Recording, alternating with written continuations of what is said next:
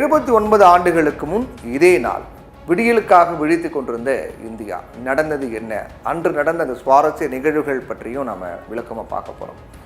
1757களில் இந்தியாவுக்குள்ள பிரிட்டிஷ்காரர்கள் வணிகம் பண்ணுறதுக்காக உள்ளே வராங்க.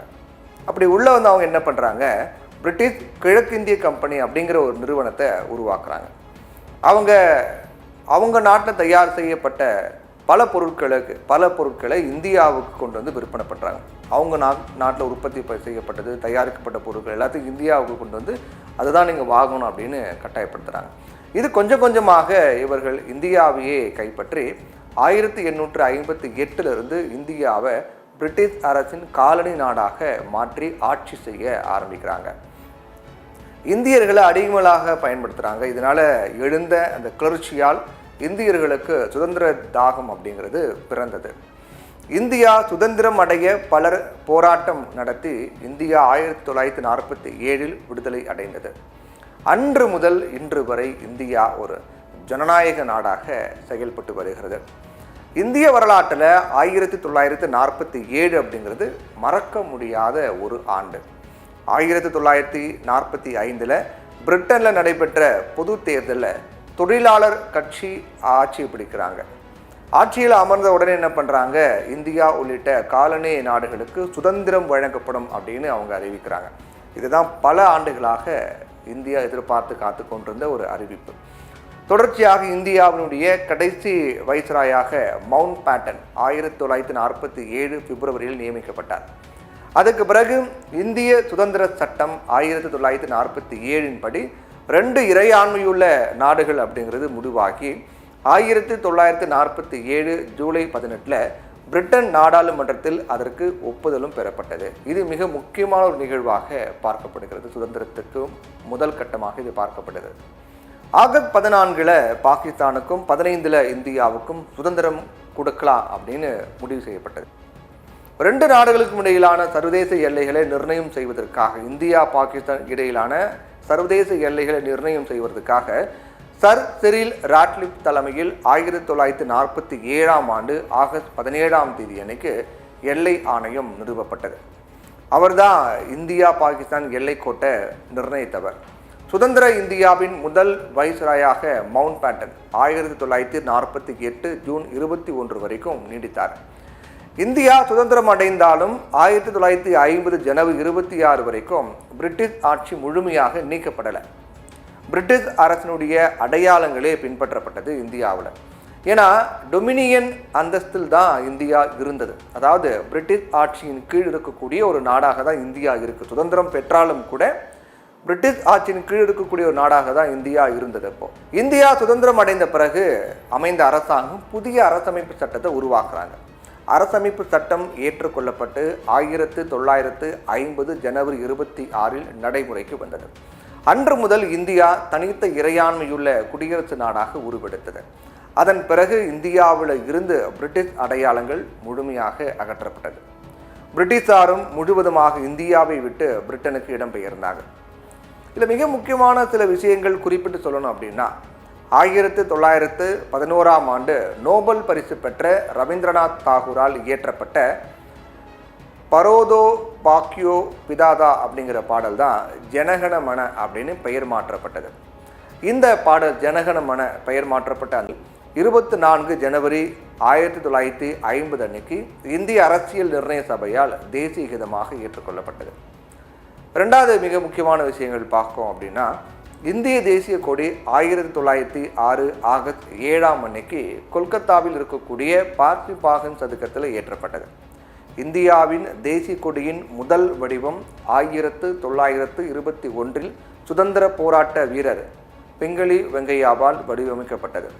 தற்போதைய கொடி காங்கிரஸ் கொடிக்குழு மூலமாக மறு வடிவமைப்பு செய்யப்பட்டு அதிகாரப்பூர்வமாக 22 ஜூலை 1947 அன்று அறிமுகப்படுத்தப்பட்டது. அடுத்து மிக முக்கியமான விடயம் என்ன அப்படின்னா, இந்தியாவுடன் இணைந்து ஆகஸ்ட் 15 அன்று இந்தியா மட்டும் கிடையாது, பஹ்ரைன், வடகொரியா, தென்கொரியா மற்றும் லிechtenstein ஆகிய நாடுகள்லாம் தங்களுடைய சுதந்திர தினத்தை கொண்டாடுறாங்க. இந்தியாவினுடைய சுதந்திரத்தை அறிவிக்க ஆகஸ்ட் 15 தேர்ந்தெடுத்தவர் யார் அப்படின்னு பார்த்தோம்னா, அவர் தான் நாட்டின் கடைசி வைஸ்ராய் மற்றும் முதல் கவர்னர் ஜெனரலான மவுண்ட் பேட்டன் பிரபு. ஜூன் 1948க்கு இந்தியர்களுக்கு அதிகாரத்தை மாற்றுவதற்கான அதிகாரங்களை பிரிட்டிஷ் பாராளுமன்றமும் அவருக்கு வழங்கியது. இருந்தாலும் வன்முறை மற்றும் கலவரங்களை தடுக்கிறதுக்காக ஆகஸ்ட் மாதம் 15ஆம் தேதி 1947க்கு அவர் அதை முன்வைத்தார் அப்படின்னு சொல்லப்படுது. நேச நாட்டு படைகளிடம் சரணடைந்த ஜப்பானின் 2ஆம் ஆண்டு நினைவு நாளை கொண்டாடுவதால் அவர் இந்த நாளை தேர்ந்தெடுத்ததாக கூட ஒரு கருத்து சொல்லப்படுகிறது. ஆகஸ்ட் மாதம் 14ஆம் தேதி 1947 நள்ளிரவு நேரம் டெல்லியில் சுதந்திர இந்தியாவின் முதல் பிரதமர் ஜவஹர்லால் நேரு உரையாற்ற ஆரம்பிக்கிறார். அந்த உரையில் அவர் சொன்னக்கூடிய விஷயங்கள் என்னங்கிறதும் நம்ம சுருக்கமாக பார்க்க போகிறோம். அந்த உரையில் ஜவஹர்லால் நேரு சொல்கிறாரு, பல ஆண்டுகளுக்கு முன்பே லட்சியத்தை நோக்கிய பயணத்தை முடிவு செஞ்சிட்டோம். முழுமையாக இல்லாவிட்டாலும் கூட அந்த லட்சியத்தில் கணிசமான அளவில் செயல்படுத்தும் காலம் இப்போ வந்திருக்கிறது. இந்த நள்ளிரவில் ஒட்டுமொத்த உலகமும் உறங்கிக் கொண்டிருக்கும் நேரத்தில் தன்னுடைய விடுதலைக்காகவும் வாழ்வுக்காகவும் இந்தியா விழித்து கொண்டிருக்கிறது. இப்படி ஒரு தருணம் வரலாற்றில் ரொம்ப அரிதாகவே இந்தியாவுக்கு கிடைத்திருக்கிறது. நாம் பழையதில் இருந்து புதியதை நோக்கி அடியெடுத்து வைக்கும்போது ஒரு யுகம் முடிவடைகிறது. 4 நூற்றாண்டுகளாக நசுக்கப்பட்ட இந்தியாவின் குரல் இன்று உரத்து ஒலிக்க இருக்கிறது.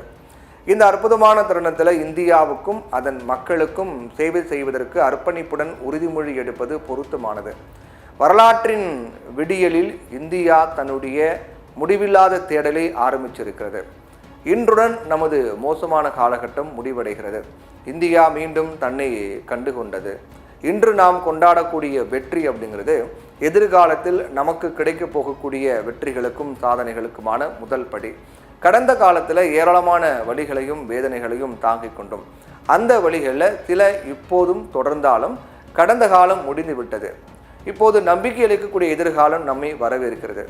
வறுமை, அறியாமை, நோய், சமத்துவமின்மை இது எல்லாவற்றையும் முடிவுக்கு கொண்டு வரணும். கசியும் ஒவ்வொரு இந்தியருடைய கண்களில் இருந்து கடைசி சொட்டு கண்ணீரை துடைப்பதே எங்கள் தலைமுறையினுடைய உயர்ந்த லட்சியமாக இருக்கும். இது எல்லாமே ஜவஹர்லால் நேருடைய முதல் உரை.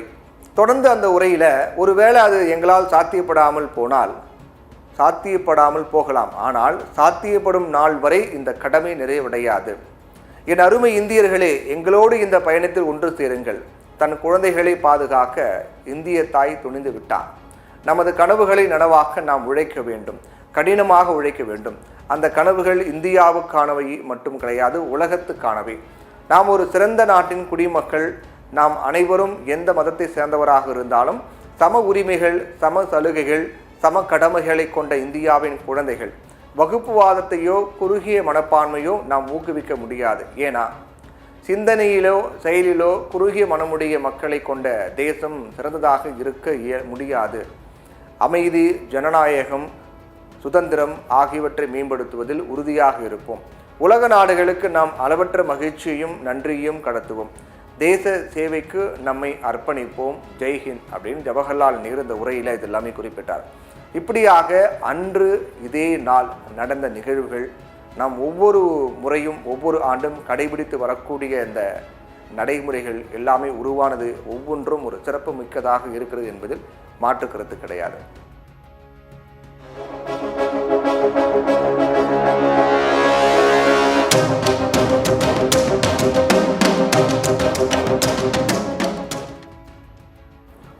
சுதந்திர போராட்டமும் தமிழர்களின் பங்கும் பற்றி நம்ம பார்க்க போகிறோம். பல்லாயிரக்கணக்கான இந்தியர்கள் போராடி துன்பப்பட்டு துயரப்பட்டு தங்களுடைய இன்னுயிரை இழந்து சுதந்திரத்தை பெற்றுக் கொடுத்துருக்காங்க அப்படின்னா அது மாற்றுக்கிறது கிடையாது. மகாத்மா காந்திக்கு முன்பே இந்தியாவில் சுதந்திர போராட்டம் நடந்து கொண்டிருந்தது. அதாவது அவர் களத்தில் இருக்கிறதுக்கு முன்னாடி. ஆனால் இந்தியா முழுவதும் தனித்தனி இயக்கங்களாக செயல்பட்டு கொண்டிருந்தது. 1915ஆம் ஆண்டு தென்னாப்பிரிக்காவில் இருந்து இந்தியாவுக்கு வந்த காந்தி தான் துண்டு துண்டாக பிரிந்து கிடக்கக்கூடிய சுதந்திர போராட்ட இயக்கங்களை ஒன்று சேர்க்கிறார், ஒருங்கிணைத்தார். இதன் மூலமாக சுதந்திர போராட்டத்தினுடைய அடையாளமாக அவர் மாறுறார்.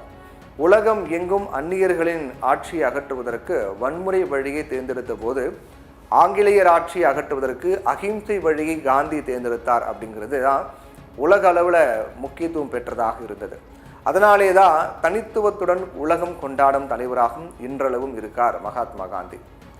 1919ஆம் ஆண்டு சந்தேகப்படும் யாரையும் விசாரணை இல்லாமல் சிறையில் அடைப்பதற்கு வசதியாக ஆங்கிலேய அரசு ரவுலட் சட்டம் கொண்டு வந்தாங்க. இந்த சட்டம் காந்தியினுடைய போராட்ட வடிவத்தை மேலும் கூர்த்திட்ட வழிவகுத்தது. காந்தியினுடைய தலைமையில் ஒத்துழையாமை இயக்கம், சட்ட மறுப்பு இயக்கம், உப்பு சத்தியாகிரகம், வெள்ளையின வெளியேறு போன்ற தொடர் போராட்டங்கள்லாம் ஒருங்கிணைக்கப்பட்டு வழிநடத்தப்பட்டது. இந்த போராட்டங்களில் பல லட்சக்கணக்கான மக்கள் பங்கேற்றாங்க. இதன் விளைவாக 1947 இந்தியாவுக்கு சுதந்திரம் அளிக்க வேண்டும் அப்படிங்கிற கட்டாயம் பிரிட்டனுக்கு ஏற்பட்டது. இந்தியாவுக்கு சுதந்திரம் கிடைத்த பிறகும் காந்தி ஓய்ந்து விடவில்லை. என்ன பண்ணுறாரு, இந்தியா பாகிஸ்தான் பிரிவினையால் ஏற்பட்ட வன்முறைகளை தடுப்பதற்காகவும் ஒற்றுமையை உருவாக்குவதற்காகவும் போராடிக்கிட்டே இருந்தார் மகாத்மா காந்தி. இந்திய சுதந்திர போராட்டத்தில் தமிழகத்தின் பங்கு அப்படிங்கிறது முக்கியத்துவம் வாய்ந்த ஒன்றாக இருக்கிறது. தமிழக சுதந்திர போராட்டம் 18ஆம் நூற்றாண்டிலேயே தொடங்கிவிட்டது. தமிழ்நாட்டில் சிவகங்கை ராணி வேலுநாச்சியார் ஆங்கிலேயர்களை எதிர்த்து ஆயுதம் ஏந்தி போராடினாங்க. 1751ஆம் ஆண்டில் நெல்கட்டும் செவலை ஆண்ட பூலித்தேவன் ஆங்கிலேயர்களை வெளியேற சொல்லி வீர முழக்கமிட்டார். பாஞ்சாலங்குறிச்சி ஆண்ட வீரபாண்டிய கட்டபொம்மன் ஆங்கிலேயரை எதிர்த்து தொடர்ந்து போராடி கொண்டிருந்தார். 1799 ஆங்கிலேயரால் பாஞ்சாலங்குறிச்சி முற்றுகையிடப்பட்டு கயத்தாற்றில் கட்டபொம்மன் தூக்கிலிடப்பட்டார். இவரை போலவே தீரன் சின்னமலை காவிரி கரையிலையும் ஓடா நிலையிலையும் ஆங்கிலேயரை எதிர்த்து போரிட்டு வென்றார். இவரை வெல்ல முடியாது அப்படின்னு நினைத்த ஆங்கிலேயர்கள் என்ன பண்ணுறாங்க, சூழ்ச்சி மூலமாக அவர் கைது பண்ணி 1805ஆம் ஆண்டு சங்ககிரி கோட்டையில் தூக்கிலிட்டாங்க. 1806ஆம் ஆண்டு வேலூர் கோட்டையில் சிப்பாய்கள் போராட்டங்களை நடத்தினாங்க. தங்களுக்கு விதிக்கப்பட்ட ஆடை கட்டுப்பாடும் மத சின்னங்களை அணிந்து கொள்வதற்குமான தடையும் 1500 வீரர்களை சீற்றம் கொள்ள வைச்சது. இதில் சுமார் 100 ஆங்கிலேயர்கள் கொல்லப்பட்டாங்க. இந்த வேலூர் சிப்பாய் எழுச்சி இந்தியாவின் முதல் சுதந்திர போராட்டத்துக்கு வித்திட்டது. திருநெல்வேலி மாவட்ட ஆட்சியர் ராபர்ட் ஆஷ் சுதந்திர போராட்டத்தை நசுக்குவதற்காக பல வழிகளை கையாண்டார். அதனால் 1911ஆம் ஆண்டு மணியாட்சி ரயில் நிலையத்தில் வாஞ்சிநாதன் அவரை சுட்டுக் கொண்டார். இதுக்கு பல காரணங்கள், இதோட பின்னணியில் பல கதைகள்லாம் கூட இருக்குது. ஆனால் நம்ம பார்க்கக்கூடிய அந்த செயல், அந்த நடந்த வரலாற்று அப்படின்னு பார்க்கும்போது இந்த நிகழ்வு அப்படிங்கிறது மிக முக்கியமான ஒன்றாக பார்க்கப்படுது. இந்த நிகழ்வு சுதந்திர போராட்டத்தில் முக்கிய திருப்பு முனையாக அமைந்தது. 20ஆம் நூற்றாண்டில் வ.உ. சிதம்பரனார், பாரதியார், சுப்பிரமணிய சிவா, சங்கரலிங்கனார், வ.வே. சுப்பிரமணிய ஐயர், ம.பொ. சிவஞானம், ராமமூர்த்தி, ஜீவானந்தம், பி. கக்கன், திருவி கல்யாண சுந்தரனார், காயிதே மில்லத், ராஜாஜி, காமராஜர், பக்தவச்சலம், இந்த மாதிரி பல ஏராளமான தலைவர்கள் சுதந்திர போராட்டத்துக்காக மகத்தான பங்களிப்பு எல்லாம் கொடுத்துருக்காங்க.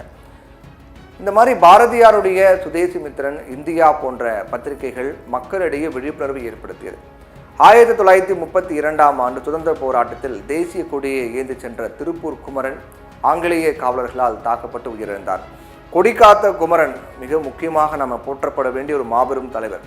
கொடிக்காத்த குமரன் உயிர் தியாக போராட்டத்தை இன்னும் தீவிரமாக்கியது.